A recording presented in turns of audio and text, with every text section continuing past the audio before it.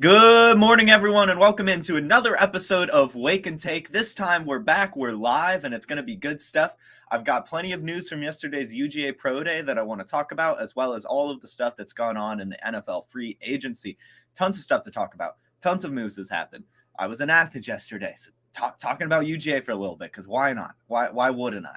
But thanks for tuning in, everyone. I've got TikTok, Instagram, Twitter, YouTube, all of you watching Wake and Take, and it's great to spend our morning together every week, every weekday, I guess I should say. But without further ado, let's go ahead and get into today's episode.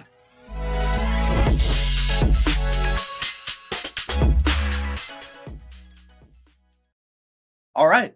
So, like I said, I was at UGA Pro Day yesterday. The great Cody Carpentier invited me along. Last week I reached out and was just like, hey, I live in Georgia. How do I get to these pro days? What do I do? And he was like, well, I'm going. Let me see if I get you credentialed too. And we did it. We did the thing. We did the damn thing. And it was great stuff. It was a really great day. It was my first time meeting him in person. And, that's that. But going to UGA and seeing these players, these pro athletes or projected pro athletes, it was really something else. That was the first time I've been able to be boots on the ground, see players in person, and make my own judgments. That wasn't through a TV screen. And I mean, there were some players that really blew my mind. There were some players that are taking a hit on my draft board for sure. And probably NFL team draft boards, as I've seen actually more than a few teams now, and reports even corroborating what Cody and I saw out of Jalen Carter. He put on like 9 pounds from the combine, and he couldn't even finish his drills, clearly gassed by the end. And I mean, was just sluggish and genuinely did not look good outside of like his first rep. So that's honestly really concerning to me. I know he's a defensive tackle, so stamina is not the most important thing. You're a good one is usually only playing like 40 to 60% of snaps, depending on if you're Aaron Donald or not. So, tell you what, he's not going to be Aaron Donald. We could be seeing another Albert Hainsworth type thing where maybe he starts off well, but doesn't. I mean, I just think in general, he did not look that good. Even just like his size, like it didn't look like he was holding his frame very well to me. Like he just looked overweight and everything. And like I said, sluggish, didn't finish his drills. I think he's going to be taking a hit. I saw other reports about that as well. So we're not the only ones who felt that. Some players, though, that looked really good. No surprise, of course, Nolan Smith was insane. He's an absolute dog. Just crushed the drills, looked great. He's a huge dude. He is a big dude. Not crazy tall, not as tall as some of the other players that were there, like Darnell Washington, but still big.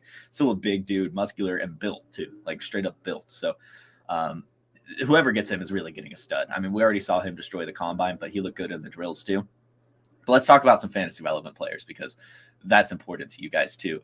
Kenny McIntosh is a player who I've been kind of keeping my eye on just because he was like the best receiving back in terms of volume last year in college. So, I was excited to see what he could do, but he was pretty slow. I'm not going to lie. He had a slow 40. Cody said he clocked him around the 4.7s the both times he ran, which, it's not the best. But, I mean, he still ran some really good routes and caught all of the passes that were thrown his way except one. And the one that he dropped was only because he tried to catch it one-handed, which, I mean, he just shouldn't have done. So Kenny McIntosh is still someone that I'm going to be taking a chance on late in rookie drafts. I don't think he'll ever be a star or anything, but, if he lands on the right offense, which, I mean, obviously I think he would, given his skill set, a team is going to draft him to be a pass catcher.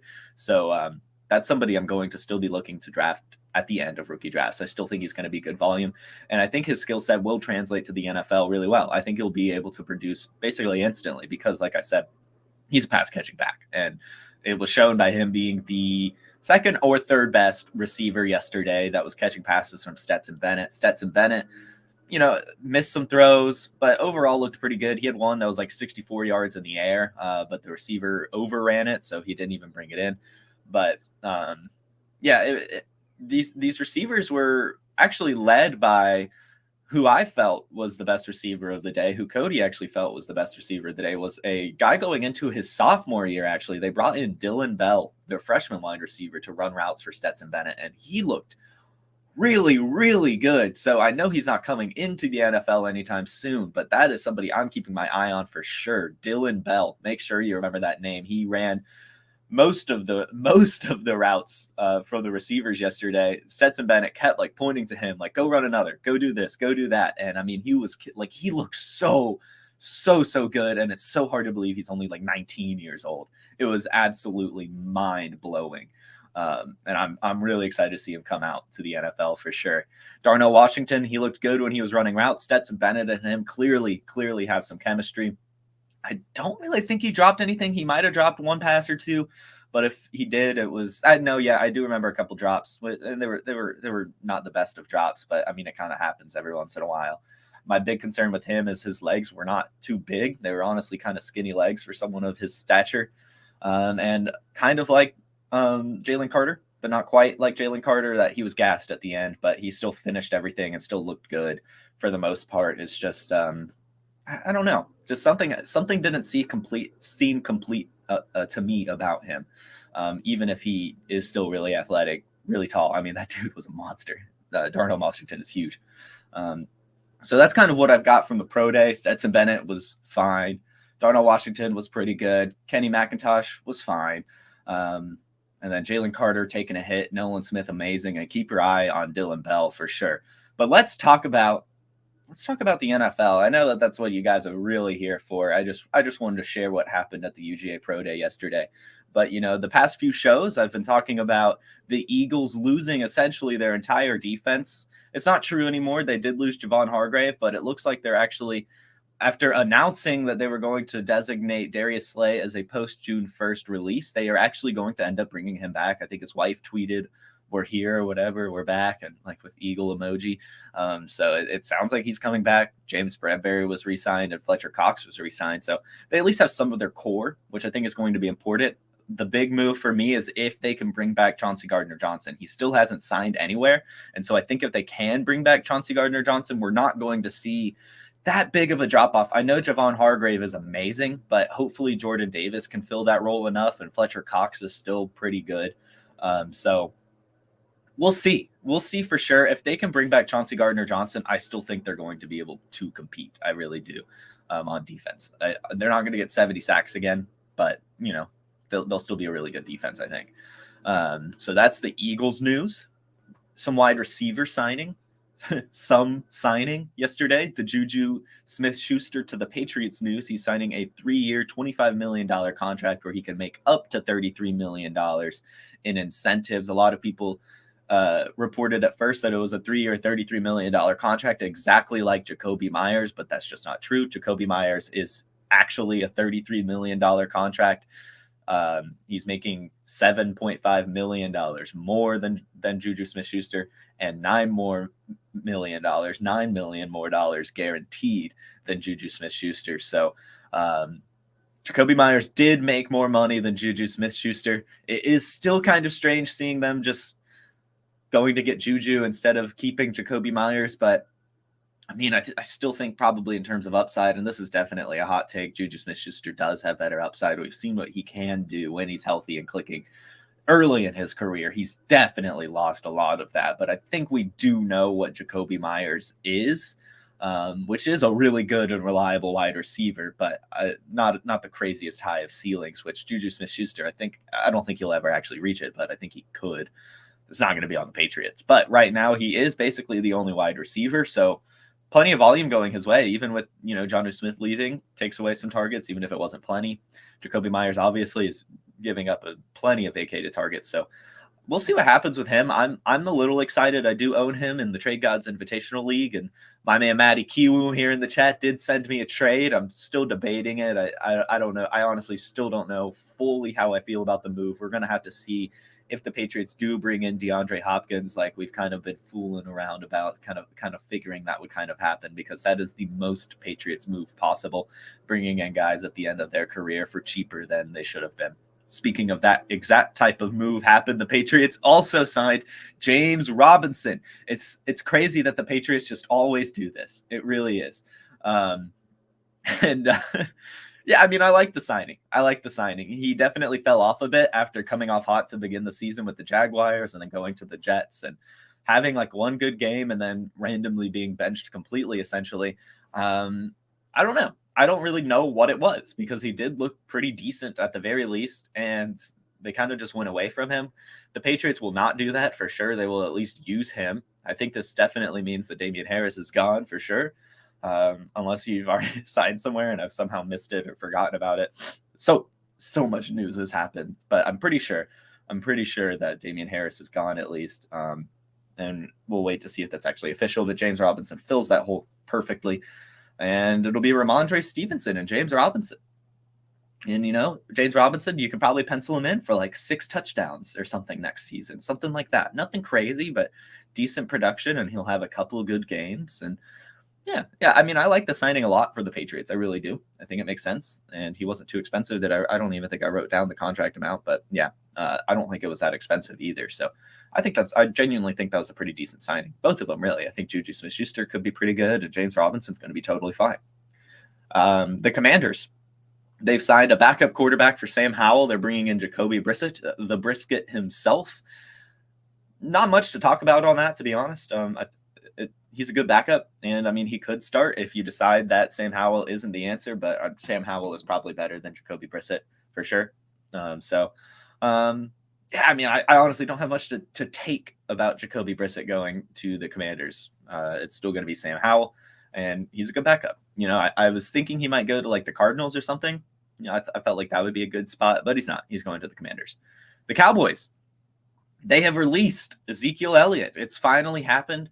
We saw that he said that he would come out and take a pay cut, but it's not going to be that big of a pay cut for the Cowboys. They wanted him to probably take like 75% of his contract off the board, and he definitely wasn't willing to do that. I believe he was going to count like $16 million against them or something, like the highest cap hit in the NFL for running back. So he would have really, really had to take a pay cut, and he just didn't do it. And so they're releasing him. It's Tony Pollard time. We saw what he did last season. I mean, I'm excited. The only thing that's going to hurt it is if the Cowboys do draft a running back, which is possible. It is possible. We have heard rumblings from the Combine that they are definitely interested in Bijan Robinson. We'll see. We'll see. Obviously, as a Tony Pollard fantasy football owner, I would like them to just go get one of the Damian Harrises of the world that are still floating around in free agency, just to between the tackles guys, so Tony Pollard doesn't lose any volume, really, at least any of the important volume that makes him such a good fantasy running back, such an explosive running back. But, at the very least, Ezekiel Elliott's gone, who kept getting touchdowns and everything. So, and didn't really look that great outside of his usual, I can get you 1 yard no matter what, which is honestly a pretty good skill to have when you can run the ball and not lose yards. It's just he's not going much further than 3 yards every time. He did not look good and was costing way too much money. So Ezekiel Elliott out of the Cowboys. Tony Pollard time for now. Watch what happens in the draft. Make sure you're tuning in to the NFL draft, or at least to the PlayerProfiler Twitter, tweeting about the NFL draft. The Panthers, they've made a good tight end move, I think. Hayden Hurst is a guy I like, and they've just signed him 3 years, up to $21 million in incentives. He's returning to the NFC South, and he is a pretty decent tight end. He really is. The Falcons didn't use him the way they should have, but the Bengals kind of unlocked him. He was exactly like CJ Uzomah, like the same profile, and produced similarly. I think that's a great signing for the Panthers. I really do. Whatever rookie quarterback they bring in will definitely be able to use him as a safety blanket. He finds the soft spot in coverage pretty frequently. He's not like Travis Kelce, obviously, and he's not like Mark Andrews, obviously, but I still think he could end up top 12 tight end again next year. Yeah. I mean, I like him. I think he's a decent tight end. I'm not going to like spew too much about him, but he's a pretty good tight end. I like the signing a lot. He's probably going to be the most reliable Panthers receiving option next season, at least as of right now. So, which is just crazy that they trade DJ Moore, and now it's like Hayden Hurst is the best option for whoever they bring in. But I'm sure they'll probably try to bring in someone else. Another thing to keep your eye on, but I do think they should at least bring in another wide receiver. There's still a few on the free agency market, for sure. A couple episodes ago, I was asked what's happening with Levante David. There were some rumblings coming out that he would leave Tampa, but he's not. He is returning, so they get to keep their linebacker, which is good stuff. Not much to say about it. You like it when a guy who has played his entire career on a team can stay with that team, especially when he's a productive NFL linebacker. They get him back. Good for Tampa. Good for him. He doesn't have to move the family, whatever. That's that move. Tyler Huntley. This is a fun story. So they've used this non-exclusive franchise tag on Lamar Jackson? Well, they're using the right of refusal tender on Tyler Huntley, which is essentially like the non-exclusive franchise tag in that when he is interviewing with other teams and everything, when they offer him contracts, they again have the right to match it, which is interesting. It's interesting. I didn't know there were so many ways around this, but he is the perfect backup for Lamar Jackson, and I think the fact that they're doing this shows that they don't want to lose their quarterback room at all. I am definitely in the camp now that I think the Ravens would match any offer sheet that comes in. I don't think they're going to let Lamar walk, but if they do let Lamar walk, that means they probably also let Tyler Huntley walk. That's probably why they have similar right of refusal tender, non-exclusive franchise tag. But I also think that means they're waiting to see if anything comes in for Lamar, and then when that happens, they'll officially sign Tyler Huntley to a more decent contract, because he is the perfect backup for Lamar Jackson. He really is. So I want to talk about some of these running backs for sure. There was a lot of moves yesterday. I already talked about James Robinson to the Patriots, but Jamaal Williams, he signed with the Saints. I think that's a good move. They don't want to use Alvin Kamara between the tackles all the time, and they can finally maybe stop using Taysom Hill all the time. Maybe not. They'll probably still use Taysom Hill because that's just what the Saints do. But I like the signing a lot. It was a cheap contract, which makes me scratch my head as to why the Lions didn't just re-sign him. It's only 3 years, $12 million. And yeah, I mean, it's a good signing for the Saints. Again, I wish the Lions re-signed him. I think he'll be nowhere near as good as he was for fantasy last season. I don't think the Saints are going to be as good of an offense as the Lions are, even with all these re-signings. And talent on the offense. I just don't see it happening. It's the Saints at the end of the day. But he's going to be good for NFL purposes. He's going to be really good for football purposes. I'll leave it at that. He'll get some early down work. He'll get some goal line work, and he'll score like 8 touchdowns or something over the year. And he'll have a decent year, but nowhere near what he had last season. And I think that there is some concern with Alvin Kamara. Maybe they're expecting the worst, and that's why they're bringing in Jamaal Williams, because he kind of can do it all, even if he doesn't really do it all really well. So I think that's something to keep your eye on, this Alvin Kamara case for sure. That's July 31st that he is going on trial. Follow the news to see what people are speculating now. I've seen some lawyers saying that, they're at least expecting him to get suspended at least a little bit. So I don't know, but I like the signing. Somebody on Instagram has asked if he's still going to be like an RB2. Yeah, man, I think you might be better served putting him in the flex spot to start the year, but he could work his way up to being an RB2, but I think that's more dependent on what happens with Alvin Kamara for sure. But so the Lions, instead of bringing back Jamaal Williams, and I talked about this on yesterday's show, they did bring in David Montgomery, which, whatever. I guess it's a slight upgrade, but I feel like you might as well just keep Jamaal Williams, to be honest. The Panthers, they signed Miles Sanders for 4 years. 4 years, $25 million. He's going to be splitting the backfield with Chuba Hubbard and Raheem Blackshear. I think this means definitely that Deontay Foreman is not going to get re-signed. It's a decent move for the Panthers. I was honestly just thinking if they weren't, I just thought they were going to be re-signing Deontay Foreman, to be honest. They had good chemistry at the end of the year, Chuba Hubbard and Foreman. They were both producing well. So I don't know. Didn't feel like you needed to go out to sign a Miles Sanders to so much money. I'm not thrilled with the landing spot. If you've tuned into the trade gods, you do know that I was not expecting a good landing spot for Miles Sanders. I think it's kind of happened. I think that this is going to be a totally fine landing spot, but we're talking about an offense here who's not going to be efficient at all next year. And so, you don't really want a running back on that because they're not really going to end up getting goal line work or anything. He's just going to get volume. We're talking about 60 yards a game kind of guy.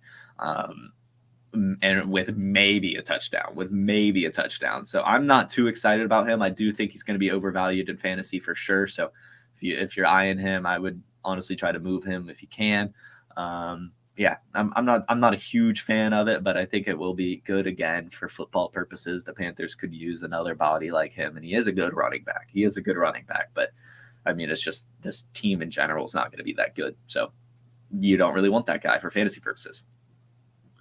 Alexander Madison, as predicted, re-signing with the Vikings. I love it. I love it a lot. I think if Dalvin Cook is traded, which there have been some rumors of, they're getting a little bit lighter now as the days go on. But if that happens, Alexander Madison is going to be great for fantasy football. The opposite of Miles Sanders on a good offense that will be giving him tons of goal line opportunities and tons of volume if that happens. So I like it. And I mean, even if Dalvin Cook remains, he is still an older running back with injury concerns. So I think he's, again, one of the premier backups in fantasy football and worth a dart throw at the end of drafts, worth trading for because he's not too expensive. Alexander Madison, good guy to have for sure.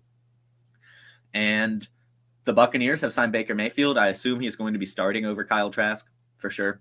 But at the very least, it's going to be a competition for this offseason.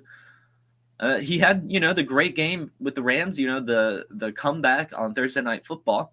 And so, I mean, he still got it to some degree, and it's a great wide receiver core. So I am curious to see what he can do with a team like that. They're going to have to work on the offensive line a bit, but I mean, Baker Mayfield could be pretty decent. I mean, he's thrown to Mike Evans and Chris Godwin and Cade Otton and Rachaad White. I mean, it's not good for Evans and Godwin as I see here in YouTube, but I mean, it's good for him. It's good for him. I mean, I'm not too upset if I own him in fantasy. I think that that's a pretty good landing spot. And he has potential to produce. We'll see if he actually does. But yeah, I mean, about as good of a landing spot as you can get in terms of weapons. So I think that's good for him. We'll see how he actually produces. It's not like he's really that good. But, at least he'll have Mike Evans and Chris Godwin to make up for it. Lastly, but not least, the Bengals have finally got their left tackle in Orlando Brown. They have signed him for 4 years, $64 million, and given him the largest signing bonus in offensive line history at $31 million just to join the team. Not much to say about it besides congrats to the Bengals. Congrats to Joe Burrow. He'll have an extra half second in the pocket at least, so that's really good for him. And I mean, it's good for the wide receivers. That's really good for Jamar Chase, really good for T. Higgins. They can develop their routes a little bit more. And I mean, it's a great move. They needed it. They needed it a lot. So they've done it. It's good for them.